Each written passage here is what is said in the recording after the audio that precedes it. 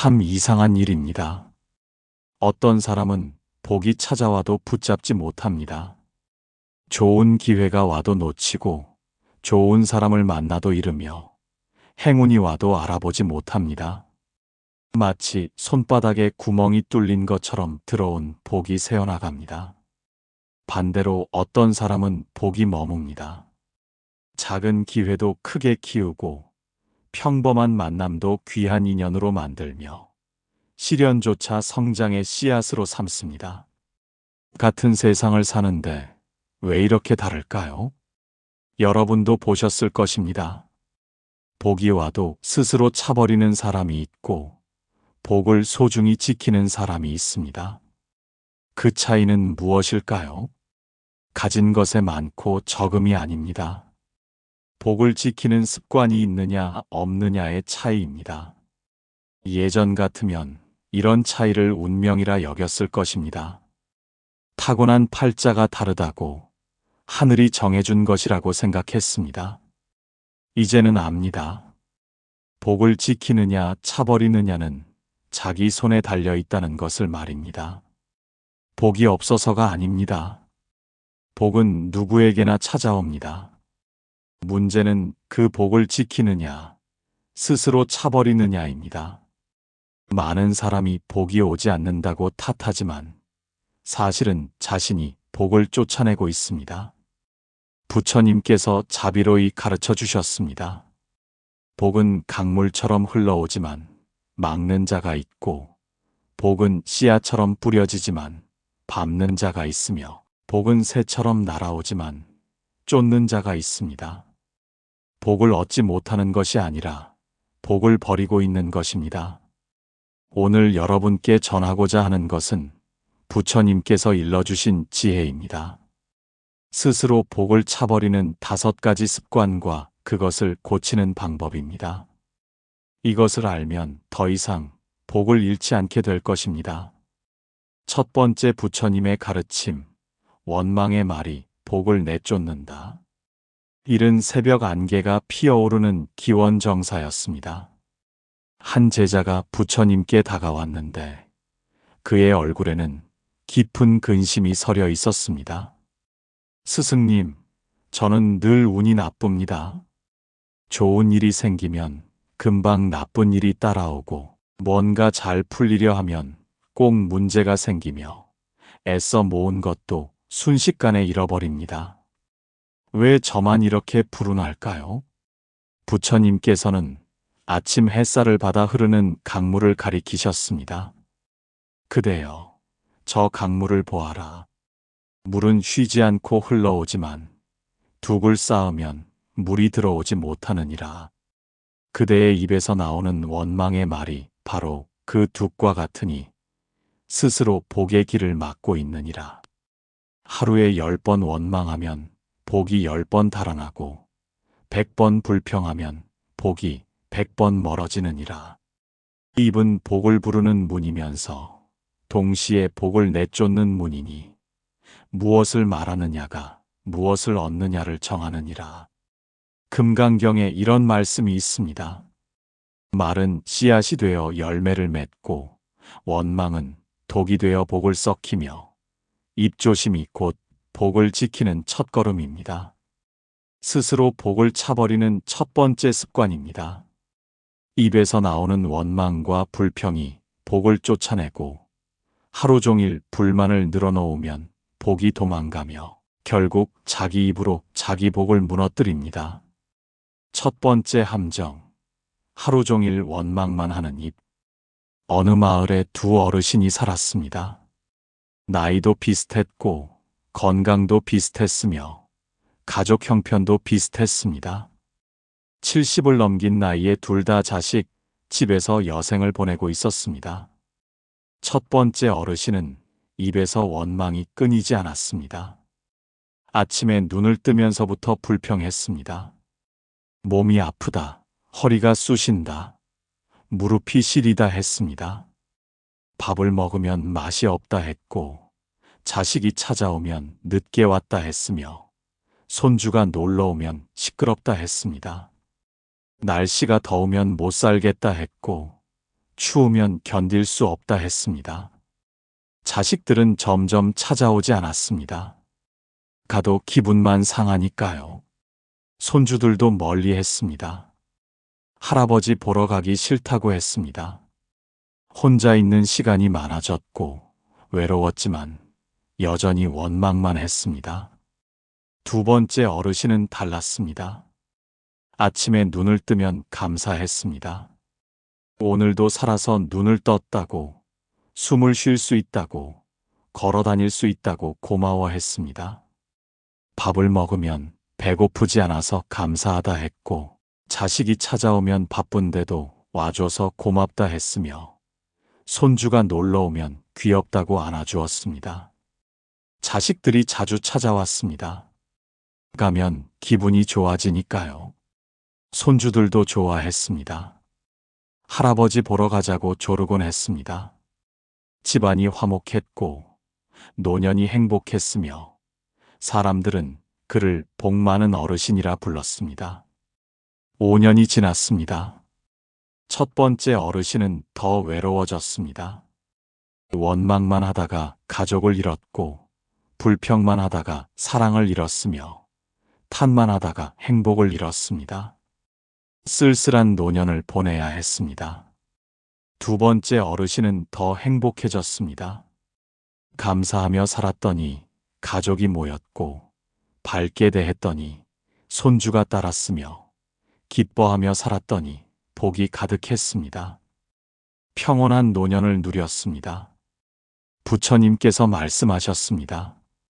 입에서 독이 나오면 복이 중독되어 죽고 입에서 꿀이 나오면 복이 달려오느니라. 하루에 하는 말을 들으면 그 사람의 운명을 알 수 있느니라. 스스로 복을 차버리는 첫 번째 방식입니다. 원망의 말을 입에 달고 살면 복이 피해가고 불평을 습관처럼 하면 좋은 기운이 사라지며 결국 말로써 자신의 복을 차버리게 됩니다. 나이 드신 분들은 더 깊이 아실 것입니다. 늘 불평하는 사람 곁에는 복이 없고 항상 원망하는 사람 주변에는 사람이 없으며 언제나 탓하는 사람에게는 기회가 없습니다. 입이 복을 만들기도 하고 복을 부수기도 합니다. 젊었을 때는 몰랐습니다. 불평해도 괜찮다고 원망해도 상관없다고 생각했습니다. 하지만 이제 압니다. 입에서 나오는 말 한마디 한마디가 복을 결정한다는 것을.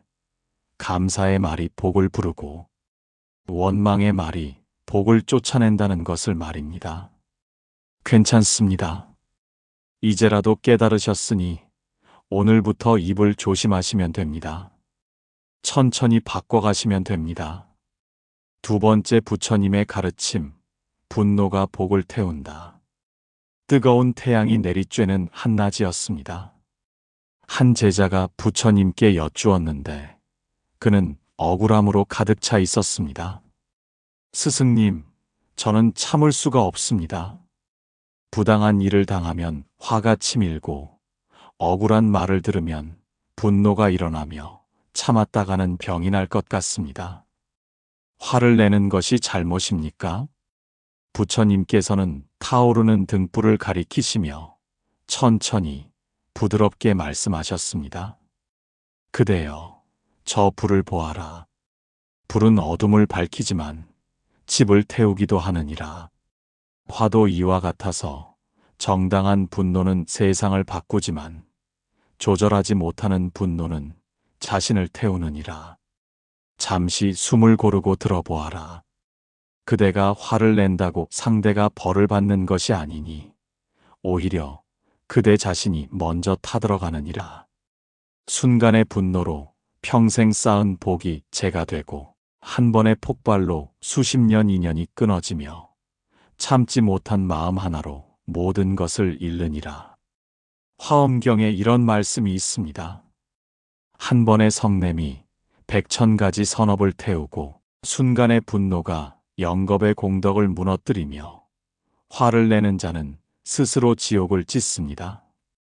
두 번째 함정, 화를 다스리지 못하는 마음.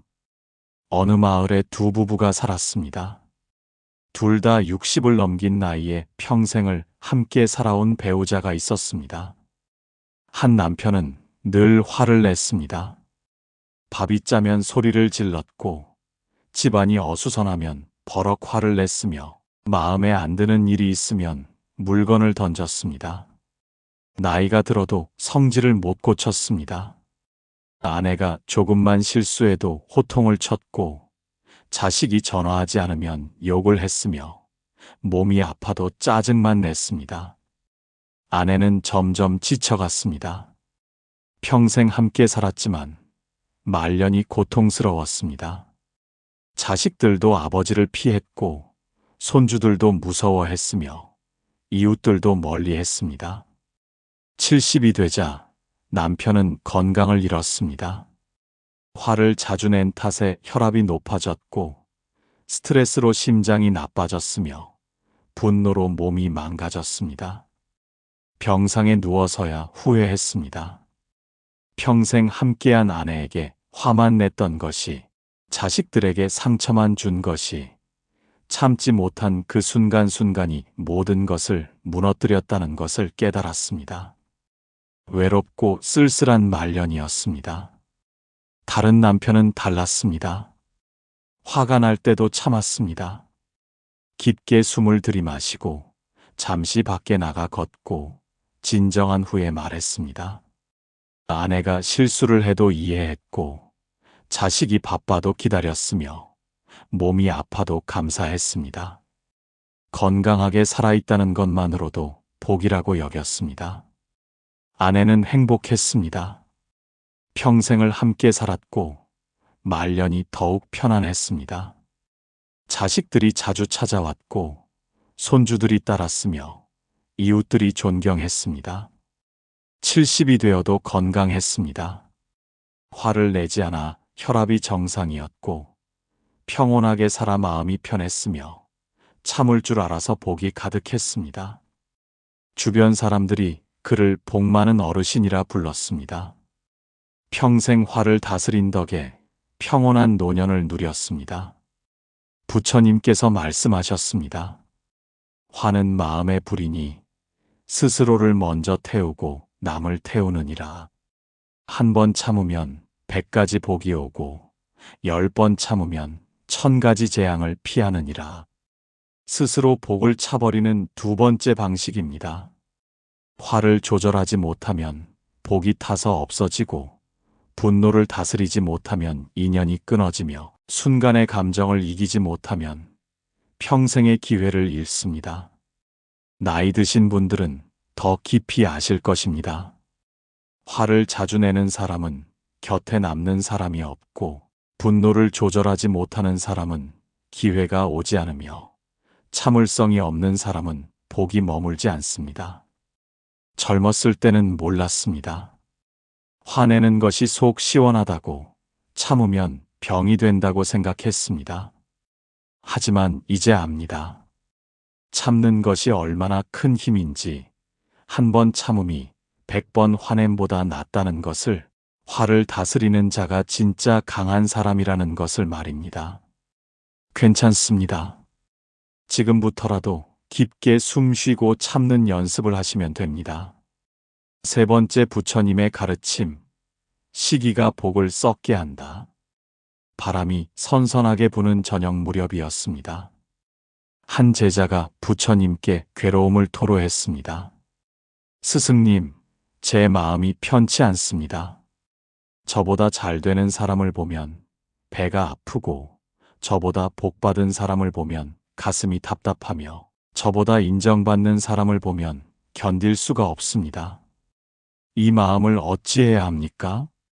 부처님께서는 숲속의 나무들을 가리키시며 조용히 말씀하셨습니다.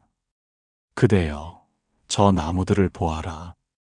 큰 나무도 있고 작은 나무도 있지만 작은 나무가 큰 나무를 시기하면 스스로 자라지 못하느니라. 각자의 자리에서 자기 몫을 키워야 하느니라. 천천히 들어보아라.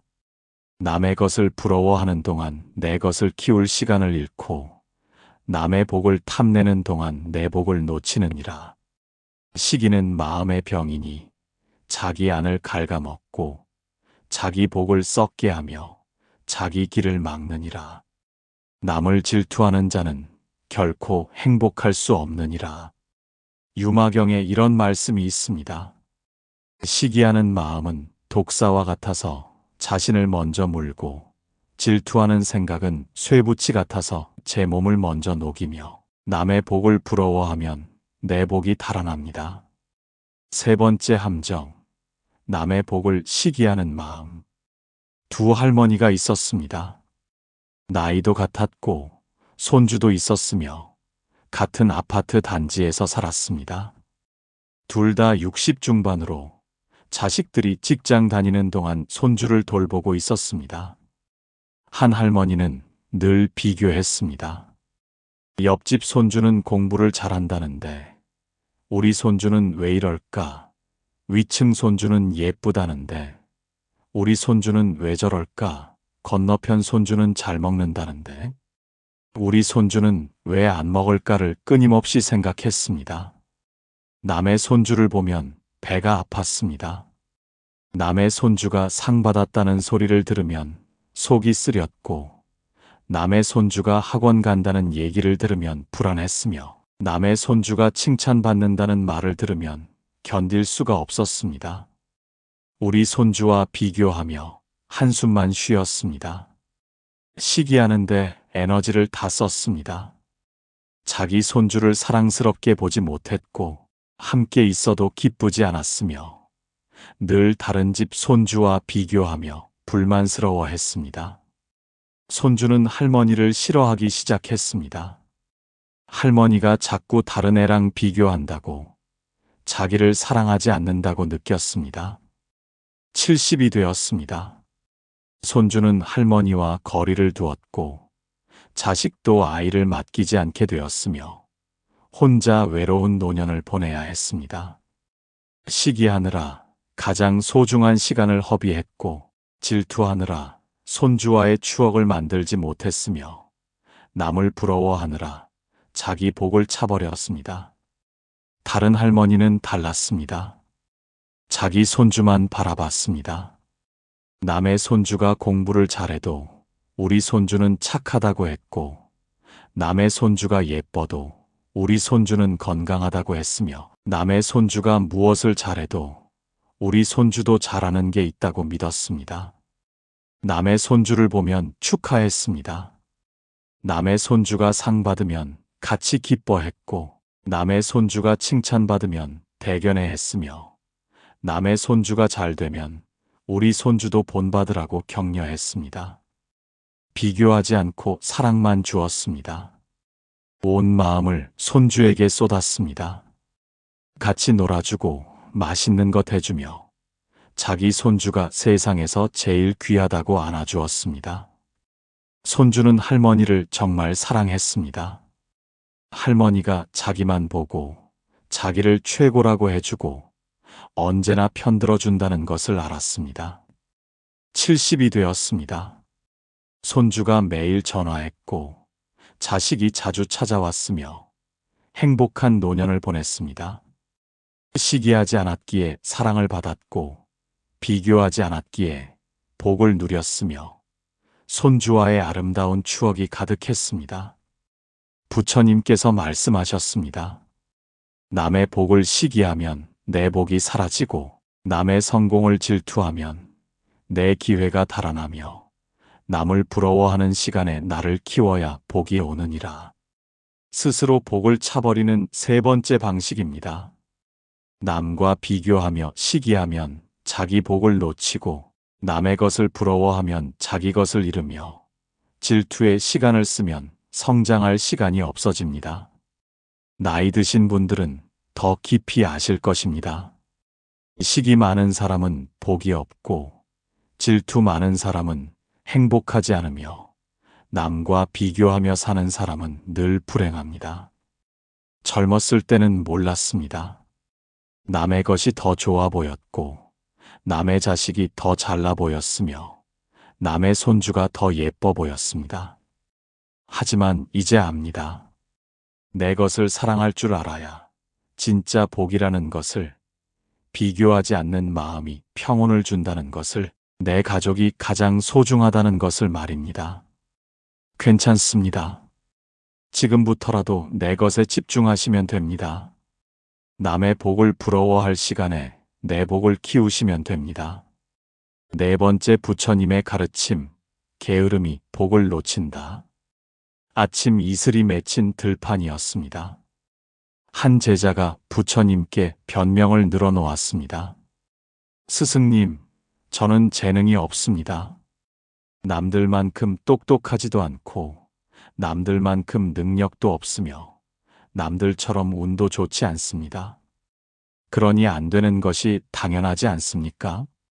부처님께서는 땅에 떨어진 씨앗을 집어 천천히 보이셨습니다. 그대여, 이 씨앗을 보아라. 씨앗이 땅에 떨어져도 싹을 틔우려면 물과 햇빛이 필요하고 정성껏 돌봐야 자라느니라. 부드럽게 들어보아라. 재능도 마찬가지니 타고난 것도 중요하지만 키우지 않으면 아무 소용이 없느니라. 복은 준비된 자에게만 오느니라. 게으른 자는 기회가 와도 붙잡지 못하고 준비 없는 자는 복이 와도 알아보지 못하며 노력하지 않는 자에게는 아무것도 주어지지 않느니라. 조용히 한 걸음씩 나아가는 자만이 멀리 갈 수 있느니라. 법화경에 이런 말씀이 있습니다. 씨앗을 뿌리지 않으면 수확이 없고 공부하지 않으면 지혜가 없으며 노력하지 않으면 복이 없습니다. 네 번째 함정, 아무것도 하지 않는 게으름. 두 어르신이 있었습니다. 둘 다 60이 되었을 때 의사에게서 같은 말을 들었습니다. 건강을 지키려면 운동하고 식습관을 바꾸고 생활 습관을 고쳐야 한다고 했습니다. 첫 번째 어르신은 게을렀습니다. 운동해야 한다는 것은 알았지만 미뤘습니다. 내일 하면 된다고, 다음 주부터 시작하겠다고, 날씨가 좋으면 하겠다고 핑계만 댔습니다. 식습관을 바꿔야 한다는 것도 알았지만 실천하지 않았습니다. 짠 음식이 맛있다고, 기름진 음식을 좋아한다고, 나이 들어서 뭘 참느냐고 말했습니다. 10년이 지났습니다. 건강을 잃었습니다. 혈압이 높아졌고 당뇨가 생겼으며 무릎이 나빠졌습니다. 걷기도 힘들어졌고 약을 달고 살아야 했으며 자식들에게 짐이 되었습니다. 의사가 10년 전에 말했을 때 실천했더라면 이렇게 되지 않았을 거라고 후회했습니다. 두 번째 어르신은 달랐습니다. 부지런했습니다. 의사 말을 듣고 바로 실천했습니다. 이른 아침 일어나 산책을 시작했고 음식을 싱겁게 먹기 시작했으며 매일 조금씩 운동했습니다. 처음에는 힘들었지만 참았습니다. 한 달이 지나자 습관이 되었고 1년이 지나자 몸이 좋아졌으며 3년이 지나자 건강이 확실히 달라졌습니다. 약을 끊을 수 있었고 활기차게 걸어 다닐 수 있었으며 손주들과 뛰어놀 수 있었습니다. 10년이 지났습니다. 여전히 건강했습니다. 부지런히 관리한 덕에 병이 없었고 꾸준히 노력한 덕에 몸이 튼튼했으며 준비한 덕에 평온한 노년을 보낼 수 있었습니다. 자식들에게 짐이 되지 않았고 스스로 생활할 수 있었으며 복된 노년이었습니다. 부처님께서 말씀하셨습니다. 게으른 자에게는 하늘도 복을 주지 않고 노력하지 않는 자에게는 땅도 열매를 주지 않으며 준비되지 않은 자에게는 기회도 오지 않느니라. 스스로 복을 차버리는 네 번째 방식입니다. 게으르면 기회가 와도 못 잡고 준비하지 않으면 복이 와도 놓치며 노력하지 않으면 아무것도 이루지 못합니다. 나이 드신 분들은 더 깊이 아실 것입니다. 부지런한 사람은 조금씩이라도 쌓이고 꾸준한 사람은 결국 이루며 게으른 사람은 가진 것마저 잃습니다. 젊었을 때는 몰랐습니다. 내일 하면 된다고, 다음에 하겠다고, 언젠가는 하겠다고 미뤘습니다. 하지만 이제 압니다. 오늘 하지 않으면 내일도 안 한다는 것을, 지금 시작하지 않으면 영영 시작하지 못한다는 것을, 건강할 때 관리해야 노년이 편하다는 것을 말입니다. 괜찮습니다. 늦었다고 생각하지 마십시오. 지금이라도 한 걸음씩 시작하시면 됩니다. 복은 준비된 자의 몫입니다. 5번째 부처님의 가르침, 반성 없음이 복을 반복해서 잃게 한다. 노을이 아름답게 물드는 황혼이었습니다. 한 제자가 부처님께 억울함을 호소했습니다. 스승님, 저는 왜 자꾸 같은 실수를 합니까? 사람을 잘못 믿어 손해를 보고, 또 잘못 믿어 배신을 당하며, 또다시 잘못 믿어 상처받습니다. 왜 저만 이렇게 운이 없습니까? 부처님께서는 바람에 흔들리는 나뭇가지를 가리키시며 부드럽게 말씀하셨습니다. 그대여, 저 나뭇가지를 보아라. 바람이 불면 흔들리지만 바람이 멈추면 제자리로 돌아오느니라. 그런데 그대는 바람 때문에 흔들린 것을 깨닫지 못하고 또 같은 바람에 또 흔들리느니라. 조용히 들어보아라. 실수는 누구나 하느니라. 문제는 그 실수에서 배우느냐, 똑같은 실수를 반복하느냐이니라. 반성이 없으면 성장이 없고, 성찰이 없으면 지혜가 없으며, 천천히 돌아보지 않으면 앞으로 나아갈 수 없느니라. 사념처경에 이런 말씀이 있습니다. 자신을 돌아보는 자는 지혜를 얻고, 잘못을 반성하는 자는 실수를 줄이며, 끊임없이 성찰하는 자만이 진정한 복을 얻습니다. 5번째 함정, 자기 잘못을 보지 못하는 눈. 어느 사람이 있었습니다. 사업을 했는데 실패했고, 다시 했는데 또 실패했으며, 3번째도 실패했습니다. 그는 탓했습니다. 동업자가 나빠서 그렇다고, 시장이 안 좋아서 그렇다고, 운이 없어서 그렇다고 남 탓만 했습니다. 하지만 돌아보지 않았습니다. 자신이 뭘 잘못했는지, 어디서 실수했는지, 무엇을 고쳐야 하는지 생각하지 않았습니다. 그저 상황 탓, 남 탓, 운 탓만 했습니다. 4번째 사업도 시작했습니다. 똑같은 방식으로 했고, 똑같은 실수를 했으며, 당연히 똑같은 결과가 나왔습니다. 실패했습니다. 그는 또 탓했습니다. 세상이 불공평하다고, 자기만 재수가 없다고, 운명이 나쁘다고 했습니다. 50살이 되었습니다. 여전히 가난했습니다. 반성하지 않았기에 배우지 못했고, 성찰하지 않았기에 성장하지 못했으며, 자기를 돌아보지 않았기에 같은 실수만 반복했습니다. 다른 사람도 실패했습니다.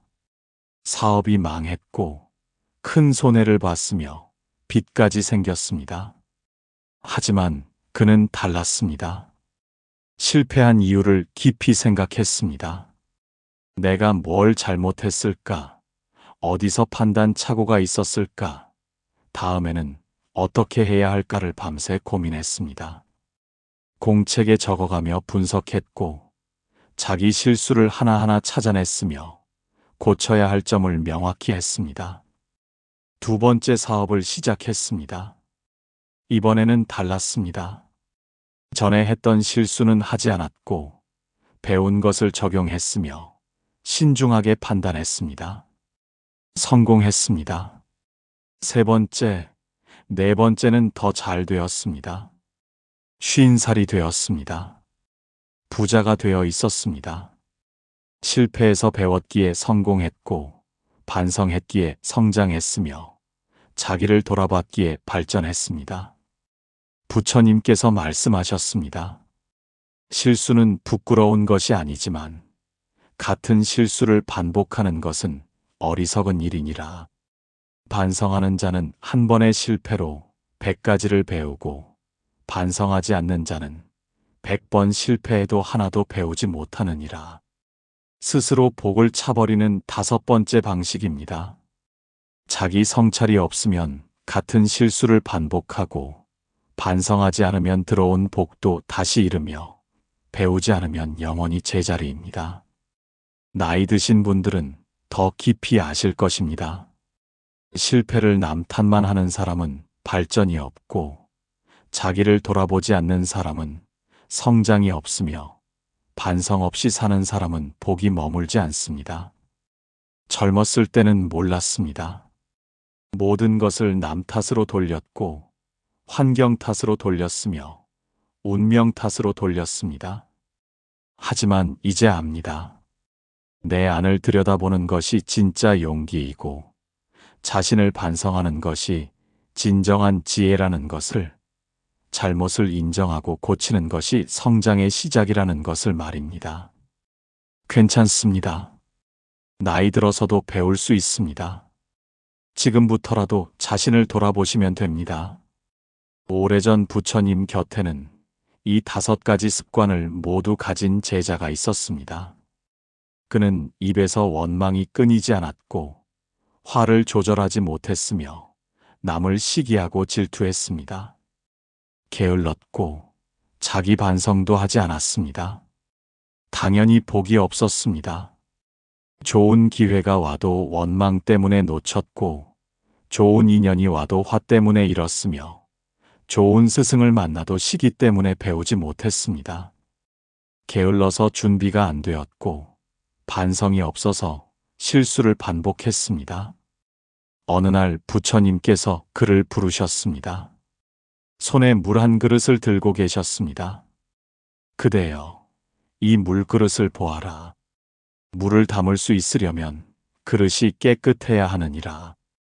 그런데 그대의 마음 그릇은 원망으로 더럽고, 분노로 금이 가 있으며, 시기로 썩어 있고, 게으름으로 구멍이 났으며, 반성 없음으로 뒤집혀 있느니라. 이런 그릇에 아무리 복을 부어도 담기지 않느니라. 먼저 그릇을 씻고, 금을 메우고, 썩은 것을 도려내고, 구멍을 막고, 바로 세워야 복을 담을 수 있느니라. 그대는 복이 없는 것이 아니라 복을 담을 그릇을 준비하지 않은 것이니라. 그 제자는 깊이 깨달았습니다. 그날부터 바뀌었습니다. 원망 대신 감사하기 시작했고, 화내는 대신 참기 시작했으며, 시기하는 대신 응원하기 시작했습니다. 부지런히 일했고, 매일 자신을 돌아봤습니다. 10년이 지났습니다. 완전히 다른 사람이 되어 있었습니다. 복이 넘쳤고, 사람들이 따랐으며, 존경받는 수행자가 되었습니다. 사람들이 물었습니다. 어떻게 그렇게 변하셨습니까? 수행자가 답했습니다. 부처님께서 일러주신 대로 했을 뿐입니다. 원망을 버리고 감사했더니 복이 들어왔고, 화를 다스렸더니 인연이 살아났으며, 시기를 멈췄더니 마음이 편해졌습니다. 부지런히 준비했더니 기회가 왔고, 반성하며 살았더니 실수가 줄었습니다. 복을 차버리지 않으니 복이 쌓였습니다. 이제 여러분은 스스로 복을 차버리는 5가지 습관을 배우셨습니다. 혹시 이 중에 여러분이 가진 습관이 있습니까? 괜찮습니다. 깨달았으니 이제 고칠 수 있습니다. 부처님께서는 이것을 위해 3가지 공양법을 전해주셨습니다. 첫 번째 말 공양입니다. 하루에 한 번 자기 입에서 나온 말을 돌아보십시오. 오늘 원망을 몇 번 했는지, 불평을 몇 번 했는지 세어보십시오. 그리고 내일은 그 횟수를 하나 줄이십시오. 한 달이면 습관이 바뀝니다. 두 번째, 참기 공양입니다. 화가 날 때 숫자를 세십시오. 1, 2, 3, 4, 5, 6, 7, 8, 9, 10까지 천천히 세고 깊게 숨 쉬십시오. 그러면 화가 조금 가라앉습니다. 매일 연습하면 점점 쉬워집니다. 세 번째, 반성 공양입니다. 매일 밤 자기 전 오늘 하루를 돌아보십시오. 잘한 일 3가지, 고쳐야 할 일 3가지를 생각하십시오. 공책에 적어도 좋습니다. 이것을 한 달만 하면 스스로 성장하는 것을 느낄 것입니다. 그대의 마음에서 이 5가지 독이 빠져나가면 그 순간부터 복이 들어올 것입니다. 이 3가지를 매일 실천하십시오. 쉬운 일은 아닙니다. 오랜 습관을 바꾸는 것이니까요. 하지만 조금씩 하다 보면 분명 변화가 느껴질 것입니다. 처음에는 어색하고 힘들 수 있으나 괜찮습니다. 천천히 하십시오. 여러분은 충분히 잘하고 계십니다. 어떤 분은 70이 넘어 이것을 깨닫고 바꾸셨습니다. 평생 원망하며 살았는데 이것을 실천하면서부터 복이 들어오기 시작했다고 하셨습니다. 지금은 주변 사람들이 복 많은 어르신이라고 부른답니다. 나이가 많다고 늦은 것이 아닙니다. 지금이 가장 좋은 때입니다. 오랜 세월 사시며 많은 것을 배우셨으니 이제 그것을 지혜로 바꾸실 때입니다. 복을 차버리던 습관을 복을 지키는 습관으로 바꾸실 때입니다. 수고하셨습니다. 여기까지 오신 것만으로도 대단하십니다. 부처님께서 말씀하셨습니다. 복은 멀리 있지 않고 내 안에 있으며 복을 얻는 것보다 복을 지키는 것이 더 중요하고 복을 차버리지 않는 것이 곧 복을 얻는 것이니라. 잠시 눈을 감고 깊게 숨을 쉬어 보십시오. 천천히 들이마시고 조용히 내쉬십시오. 여러분은 지금 무엇을 가지고 계십니까? 건강한 몸입니까? 따뜻한 집입니까? 사랑하는 가족입니까? 그것들이 모두 복입니다. 너무 가까이 있어서 못 보았을 뿐, 손 안에 이미 복이 가득합니다. 젊었을 때는 몰랐습니다. 하지만 이제 와서 돌아보니 압니다. 그때 가졌던 것들이 얼마나 큰 복이었는지를 말입니다. 복을 차버리지 마십시오. 원망하지 말고 감사하십시오. 화내지 말고 참으십시오. 시기하지 말고 축하하십시오. 게으르지 말고 부지런하십시오. 남 탓하지 말고 반성하십시오. 그러면 여러분의 삶이 복으로 가득할 것입니다.